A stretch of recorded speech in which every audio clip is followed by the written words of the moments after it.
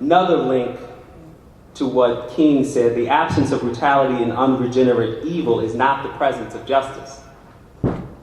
In other words, we don't have to have the Mark Furmans of the world to tell us that something is wrong, that people are suffering, that we have not achieved justice. Stop and frisk practices would be for King a form of unregenerate evil, because it does not exist on the basis of democracy and individual rights. It is not a form of freedom for people who in this day and age are subject to a form of scrutiny driven by statistical data points and not their humanity. Let me be even more specific. The war on drugs been in existence now for 4 decades, since the 1970s, in one form or another, based on a moment of tremendous political backlash against the civil rights movement. Where we are now in terms of an anti-rights revolution is not the opening chapter. We're somewhere in the middle of the story, whose conclusion is yet to be written.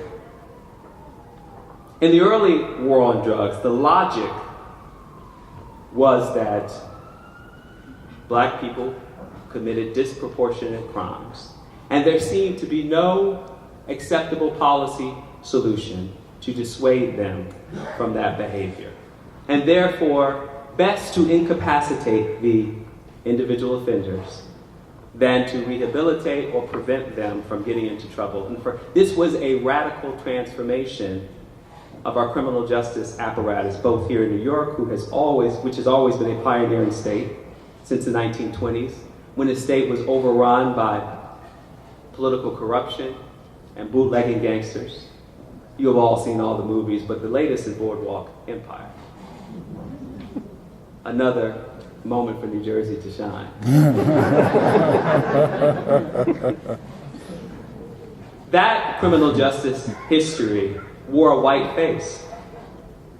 80% of New York State's prisoners in the 1920s were white men, many of whom were of first or second generation European heritage. And what's fascinating about that is a moment where all of the indices of second chances were coming into being. FDR, as you know, was governor of New York State in 1928.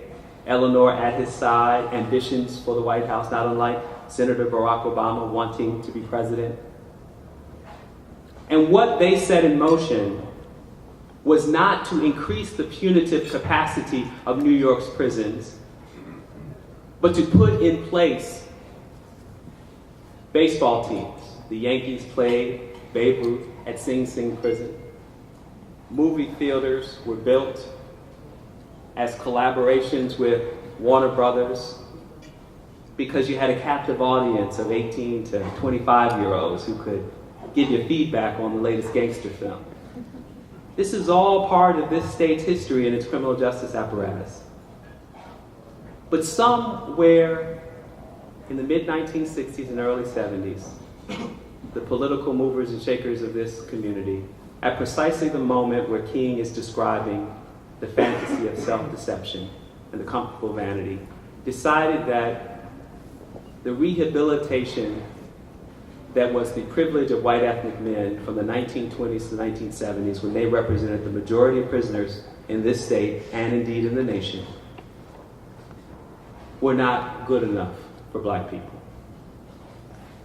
It was also a moment where the line separating civil rights activists as heroes that we celebrate today and thugs, militants, and criminals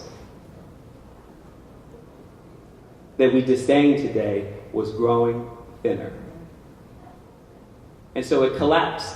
The White Citizens Councils in many ways won the war.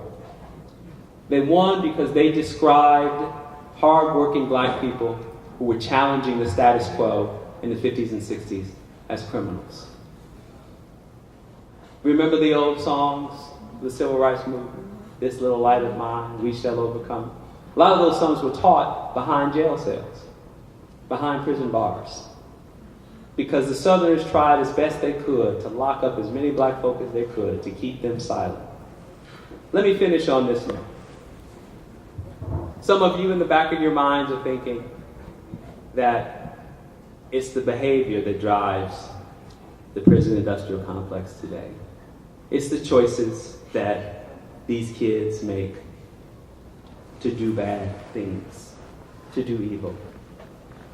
Well, I hate to say it, we could always cherry pick any number of stories of drug dealing, of terrible things. And in today's paper, there was a big drug bust in Harlem. Those stories animated the papers of the past for white ethnics too. Didn't change the thoughtfulness and the decision to do differently for those people. It actually turns out in this day and age that drug use, the demand part of the equation, is shared equally among Americans. It's like baseball, or what is the new favorite pastime, basketball. Everyone loves it. Proportionately, blacks and whites and Latinos consume drugs at the same rates. And yet, in states across this nation, 80 to 90% of those who are imprisoned are black or brown. Isn't that a fantasy of self-deception? A comfortable vanity to think that we incarcerate in the name of justice, that we make proper decisions and fair decisions in determining who goes to prison and who doesn't. King left us with a challenge. He left us with a call to live up to the legacy that he left behind. It speaks with passion and purpose now as it did when he wrote these words in 1967. Innocence is not an excuse for inaction. And the notion of a self-deception understood as innocence for him was the problem. He wrote, "For these innocent people have no other hope. They are, in effect, still trapped in a history which they do not understand. And until they understand it, they cannot be released from it." And if the word integration means anything, this is what it means.